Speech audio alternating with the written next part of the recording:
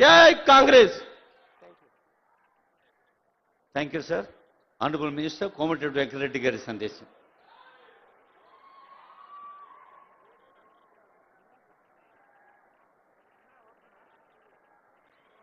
గౌరవ ముఖ్యమంత్రి వర్యులు, మన ప్రియతమ నాయకులు రేవంత్ రెడ్డి గారికి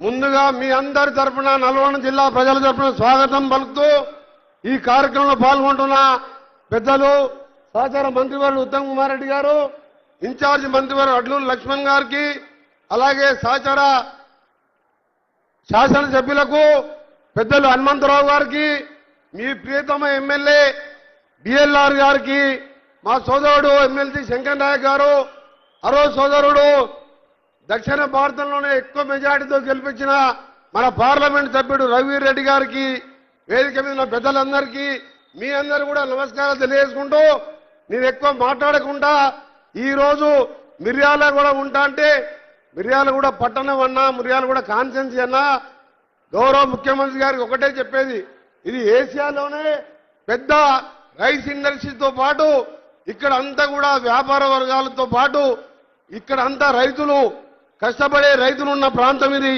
ఈ ప్రాంతాన్ని ప్రత్యేకంగా అభివృద్ధి చేయడానికి ముఖ్యమంత్రి గారు చొరవ తీసుకొని ఎక్కువ నిధులు ఇవ్వాలని, అలాగే ఈరోజు మున్సిపల్ ఎన్నికల ప్రచారం కూడా ఈరోజు ఇక్కడ 200 కోట్ల ఇంటిగ్రేటెడ్ స్కూల్తో పాటు 12 కోట్ల రూపాయలు స్వయం సంఘాలకు వడ్డీలు ఇస్తూ ప్రతి మహిళని కోటీశ్వరణ చేసే కార్యక్రమంలో భాగంగా ఈరోజు ఎన్నో కార్యక్రమాలు చెప్తున్న విషయం మీ అందరికీ కూడా తెలుసు. అందుకనే సోదరులారా, ఈరోజు ఒకటే ఆలోచించుకోవాలి, గత 10 సంవత్సరాల పాలన ఏ విధంగా ఉంది, 26 మాసాల పాలన ఏ విధంగా ఉంది.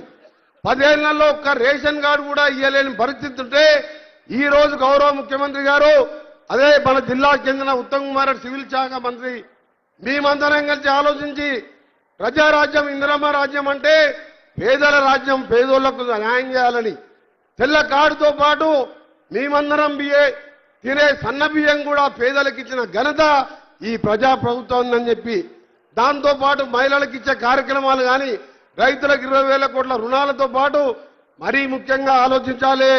ఈరోజు 20,000 కోట్లతోని యంగ్ ఇండియా ఇంటిగ్రేటెడ్ స్కూల్స్ కట్టి పేదవాడు ప్రతి ఒక్కరు కూడా విద్యతోనే అభివృద్ధి సాధ్యమని నమ్మి ఇవాళ 20,000 కోట్లతోని స్కూల్స్ కట్టిస్తూ ముందుకు పోతున్న ఈ సందర్భంలో ముఖ్యమంత్రి గారు మనందరం కూడా ఈ ప్రభుత్వానికి వెనుదన్నుగా ఉండాలని ఒక చిన్న విషయం మీ అందరికీ కూడా, ఈ ఎన్నికలు పేద ప్రజలకు సంబంధించిన ఎన్నికలు ఇది ఇవాళ ముఖ్యమంత్రి గారికో నాకో ఉత్తమ్ కుమార్ రెడ్డి గారికో పదవి కాదు, ఇంకా 3 ఏళ్ళు ఉంటాం, ఆ తర్వాత మళ్ళా గెలిపిస్తారు మీరు 5 ఏళ్ళు. కానీ పేదవారి సమస్యలు తీర్చే మున్సిపల్ కౌన్సిలర్స్ కానీ చైర్మన్లు కానీ ఈరోజు మన కాంగ్రెస్ పార్టీ ఉంటే మీ వెనుక ఎమ్మెల్యే ఉన్నాడు, ఆ వెనుక మంత్రులను, మా వెనుక ముఖ్యమంత్రి గారు ఉన్నారు.